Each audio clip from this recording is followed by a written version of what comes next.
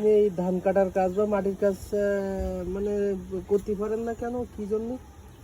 করতে পারিনি বলতে ভুল, ও কাজে গেলি নেয় না কেউ, নেয় না। আমার মাথায় বোঝা কিভাবে তুলি দেবো? আমি মাথায় তার মাথা যদি তুলি দিতে যাই, তাতে সে তো তার পেছন দিতে জড়ি পড়ে যায়। আমার নিজে কাটি নিজে নিতে হবে ধান, আর নিজের মাটি নিজে উঁচু করতে হবে। তাছাড়া আমার কাজে নেবে কিনা? আর কাজে গেলে কয় ভাই আমরা অনসাইজ মতো লোক নেবো না। আমার এমনি আল্লাহর রহমতে কোনো সমস্যা না, কিন্তু সমস্যা একটাই কারণ নেই, দেখাতো স্যার বলে ফেলে এসেছিল, সেবার আমার সাক্ষাৎ নিয়েছিল।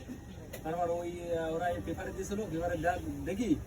তারপর সময় সংবাদ ফোনতে আসি, মামুন ভাই নাকি নাম দেখি, আমার ফোনতে আসি নিরাপত্তার গাড়ি নিয়ে যে আমার অবস্থা রেসিভ করে আমার বলে ফেলে বাজার থেকে, সে আমার সাক্ষাৎকার নিয়েছে।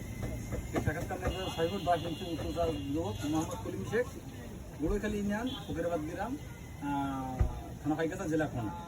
আর এই কিছুদিন আগে টিভিতে আইছে, ভাই আমার একটা নিউজ করবো আপনার, তাহলে হাই চলেন।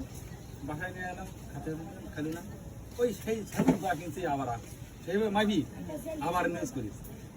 আমিও আর টিভির এই মানে চ্যানেলের এই ভিডিও দেখে আপনার এখান থেকে যাওয়ার সময় একবার দেখেছি আপনি গাড়ি থেকে নেমেছেন। হ্যাঁ, তারপরে আমি ফিরে এসে আমি বললাম যে ভাইয়ের সাথে দেখা হবে কি হবে না, দেখা হয়েছে। চ্যানেল আমার যত চ্যানেল যা করুন না কেন, আমার যারাই ভিডিও করেন না কেন, আমি সবার ভিডিও আমি দিই। আমি অত আমার কোনো মধ্যে যদি খালি গায়ে থাকি, যদি আমার কোনো একটা হাত পানো চাই, তাও আমি চিন্তা ভাবনা করি যে বাইরেটা ভিডিও আমি দিই। আপনি কি এখন ভালো আছেন? আল্লাহ আমার সুস্থ দিয়েছে, সুস্থ দিয়েছে। কিন্তু আমার তো মাটির কাছে ধান কাটার কোনো কাজ তোমার কেউ নেয় না, কিন্তু সরকারের কাছে আমার বারবার চাইলাম, এটা গাড়ি দিলেও এটা গাড়ি চালাইতাম, আমার জীবিকাটা ব্যবস্থা চালাই। আপনার বক্তব্য এটা? হ্যাঁ, কিন্তু আমাদের এতে কোনো কাজ নেই, শুধু ভিডিওই চলে গেছে। কিন্তু আমার এই ভিডিওতেই পুরো ভাইরাল, দেশের লোক সব ভাইরাল। আমিও তো দেখে আসলাম, আর টিভি থেকে দেখে আসলাম। আমি সময় টিভির ভিডিওটা পাই নাই, আর টিভি থেকে দেখছিলাম, ওইটা দেখি আপনি এখান থেকে যখন নামলেন ভাই আমার পাশে বাড়ি।